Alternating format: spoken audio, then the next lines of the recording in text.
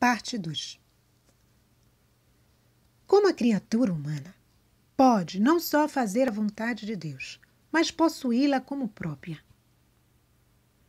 Jesus revela que é um dom, o dom da divina vontade é um dom que decidiu dar nestes tempos tão tristes, pois o amor chama amor. A criatura, portanto, deve reconhecer este grande dom que Deus quer lhe conceder para fazer-se amar. Deus espera de cada um de nós uma troca de amor completa. Evidentemente, este amor se assemelha ao amor celeste entre as divinas pessoas da Santíssima Trindade. Então, Deus é amor e Deus quer dar este dom. Mas para isso precisa que cada um de nós o queiramos. Aí está a mensagem de Luísa Picarreta. Nos quer fazer que a divina vontade opere, haja na criatura humana e a criatura haja de modo divino. Este é a graça das graças, o dom dos dons. Isto é a vontade de Deus. Deus quer que sua vontade esteja na criatura humana. Forme na criatura a sua vida para viver e reinar com ela e nela, em uma troca contínua de amor entre a vontade humana e a vontade divina, uma fusão completa. Que seja restituída à criatura a semelhança divina perdida com o pecado original. Da voz interior que Luísa escuta, Luísa é conduzida desde o primeiro dia de sua comunhão a uma vida eucarística intensa, que a leva gradualmente a assimilar a humanidade de Cristo. Uma vida eucarística intensa. Ela, mediante um caminho de imensas graças, mergulha na santíssima humanidade de Jesus e observa como, em Jesus, a divindade dirigia toda a sua humanidade. Sua compreensão se alarga acerca do mistério da redenção de Jesus. Jesus se submetia completamente à vontade de seu Pai. Luísa observa tudo isso, todos esses ensinamentos, a fim de crescer na divina vontade. Ela também observa que a humanidade de Jesus operava a sua divindade. Compreende que ela, com clareza, que Jesus reparava todos os atos das criaturas. Em todo o curso da vida terrena de Jesus, ele refazia todos de maneira geral e por cada um distintamente, a fim de dar a glória, o louvor, a reparação, o agradecimento a Deus Pai por todas as criaturas, por todos aqueles que não deram. Ou se deram de uma forma imperfeita, incompleta. Neste ambiente do querer eterno, Luísa aprende que Jesus via todos os atos das criaturas, os atos que deveriam ser feitos, os não feitos, os atos bons, os atos mal feitos. Ele via todos esses atos e a sua ação redentora lhe impulsionava a fazer os atos não feitos e refazer aqueles mal feitos. Tudo aquilo que cada um deveria fazer por amor a Deus, portanto, já foi feito primeiro no coração de Jesus Cristo. Os atos não feitos pelas criaturas e feitos somente por Jesus estão todos suspensos no seu divino querer e esperam das criaturas que repitam esses atos na sua vontade. Em outras palavras, que estas criaturas tão amadas estejam dispostas a viverem no divino querer. A Virgem Maria, Luísa via que a rainha do céu e a rainha do reino da divina vontade foi a primeira criatura a repetir todos os atos do seu filho a benefício da humanidade. Quem quiser viver neste divino querer terá uma rainha e mãe como mestra, como potente intercessora. Ela suplicará aquilo que falta e modelará nos nossos atos, conformando-os com aqueles do seu Filho Jesus. Então, Nossa Senhora foi a primeira a viver na divina vontade, a fazer a divina vontade. Jesus é o exemplo de que viveu na divina vontade. Depois vem Maria. E, em terceiro momento, Luísa. É o fiat da criação, o fiat da redenção e agora o fiat da santificação. Ou seja, faça-se. Fiat significa faça-se. Portanto, estando Luísa no leito, ela desenvolve duas missões. A primeira, como alma vítima, vive o seu ofício de uma forma nova e original. A alma vítima, ela se coloca como aquela que entre a brecha entre Deus e a criatura. Ela ia sofrer em prol da humanidade. Uma alma que sofre a fim de aplacar a justiça de Deus, que vem sobre a humanidade devido aos nossos pecados. Na segunda missão, vive neste segundo ofício, mas no plano do ser do que do fazer. Jesus ensina a Luísa a ser vítima, mas da sua vontade. É uma vítima da sua vontade. Normalmente, neste estar acamada por mais de 60 anos, este estado a levaria a um estado de resignação, obediência, abandono incondicionado à vontade de Deus, um fiat de submissão a Deus. Faça-se. Ao invés, Jesus lhe ensina uma maneira diferente de estar na vontade de Deus.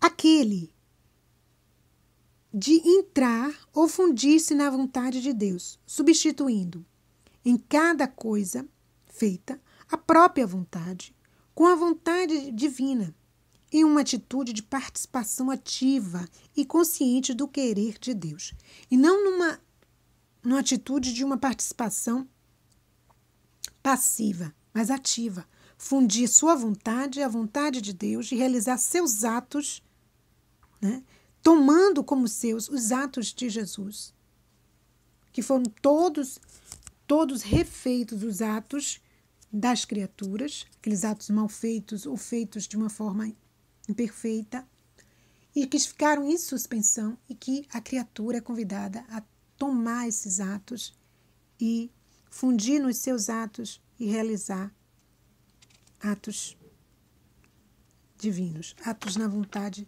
do Criador. Então, Luísa começa a viver no querer de Jesus, porque ela começa a fundir o seu querer no querer de Deus, fazer seus atos fundidos no querer de Deus, de Jesus. Assim como fez Jesus, total obediência ao Pai, como fez Maria também, que viveu no divino querer. Jesus, ele realizou a vontade do Pai em tudo. Se trata, portanto, esse dom, de uma santidade toda a cargo, à custa de Jesus. Neste modo de viver, Luísa é o princípio, a primeira dentre outras criaturas que virão e quererão viver no querer divino. Sua vida é apenas uma porta, uma passagem, onde muitos aprenderão e buscarão a viver na divina vontade. Assim como Maria fez, Luísa nos ensina, nos chama a querer dar, através dos nossos atos, atos de criatura, toda a honra, todo o louvor, toda a glória, todo o amor a Deus em nome de todos, por todos. E como aprender a viver na divina vontade? Para isso, nós precisamos ter o querer. Primeiro passo. Depois do primeiro querer, nós precisamos ter a ação. Jesus quer que busquemos esses ensinamentos, esses conhecimentos que ele deu a Luísa, que passou. E Luísa, portanto, escreveu, está registrado em um diário, composto de 36 volumes e é intitulado como Livro do Céu. E nele, Deus dá o caminho, os passos para que a criatura passe a viver no seu querer. Não só fazer. Nós, até aqui, até Luísa, os santos fizeram a vontade de Deus. De Luísa para cá, Deus nos está propondo algo maior, viver na divina vontade. Então, o primeiro volume é uma autobiografia espiritual da serva de Deus. Primeiro volume.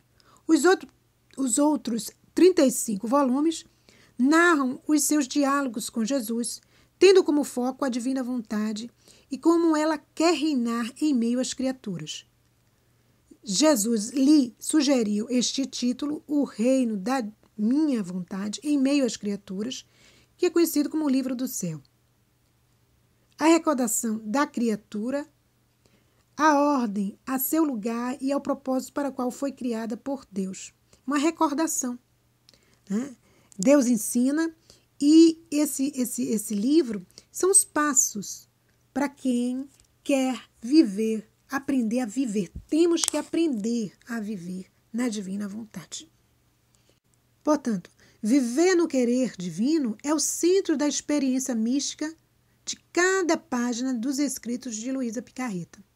As almas são convidadas a se aprofundarem na expressão do Pai Nosso.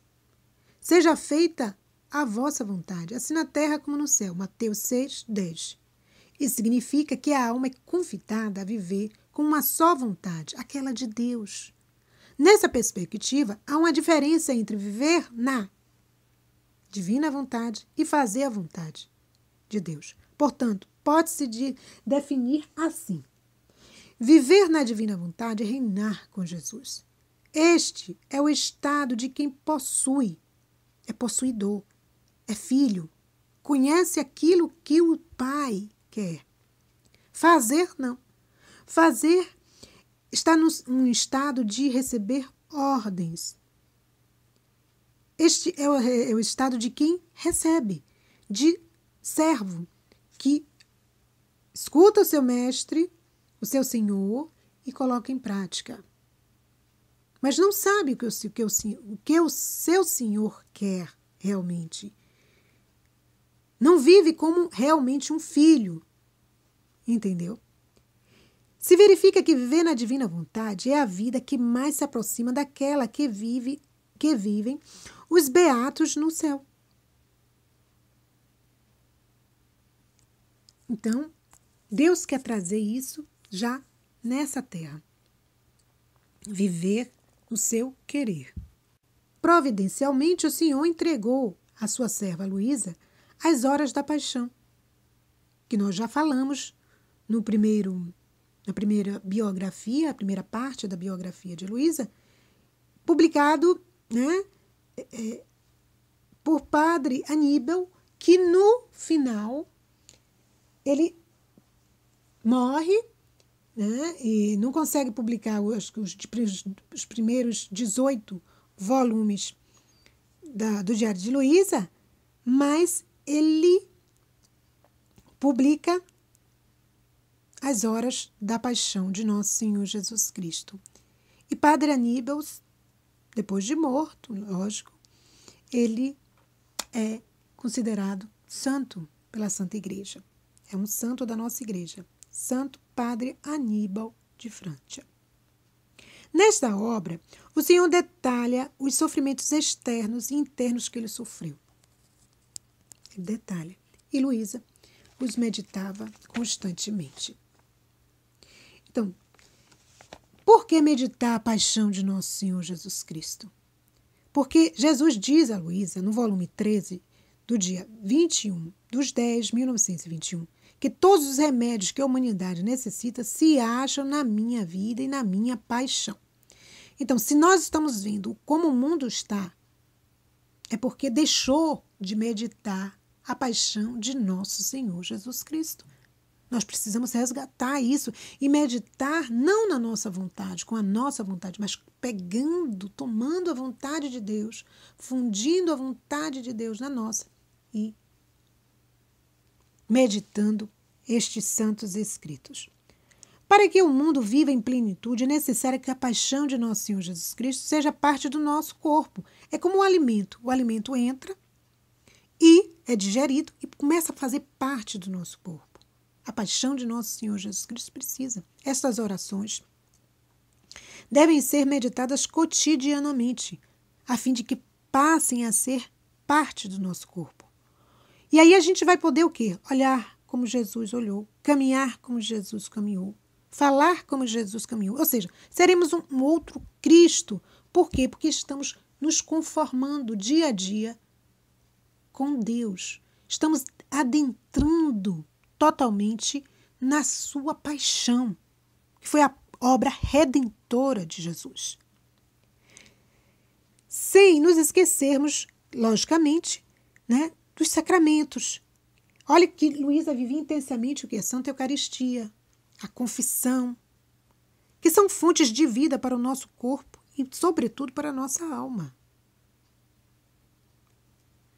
Nossa Mãe Igreja sempre nos ensinou que todos os remédios que o mundo precisa estão na paixão de nosso Senhor Jesus Cristo. Então não é algo que nós estamos aprendendo agora. Não, a nossa Mãe Igreja sempre nos chamou a atenção para isso. E este período de Quaresma é maravilhoso. Pararmos, nos dedicar um pouco no nosso tempo, dedicar um pouco do nosso tempo a meditar a paixão de nosso Senhor Jesus Cristo, que já se encontra disponível na internet, no nosso canal. Nós já estamos disponibilizando também. Então, temos acesso a tantas graças e a tantas bênçãos que Deus nos manda. Quem pode e conhece mais pessoas que também queiram viver na divina vontade, podem formar grupos, né? Grupos para meditarem as horas da paixão juntos, criando relógios vivos. Cada pessoa medita 1 hora, né? E formando 24, um grupo de 24 pessoas, de tempo em tempo, essas horas vão sendo trocadas. Enfim, Deus nos dá este manancial de bênçãos, de graças, para que possamos conquistar logo o céu. Não passarmos pelo purgatório, não. E não nos deixarmos vencer pelo mundo, porque, infelizmente, quem vai se deixando vencer pelo mundo corre o grande risco de vir a se perder. E Deus não quer isso. Deus é amor e Deus quer que esse amor seja amado. Então, até breve, até a próxima. Espero que este conteúdo tenha feito cada vez mais a nossa fé crescer, a sua fé crescer, a minha fé crescer. Fiat voluntas tua.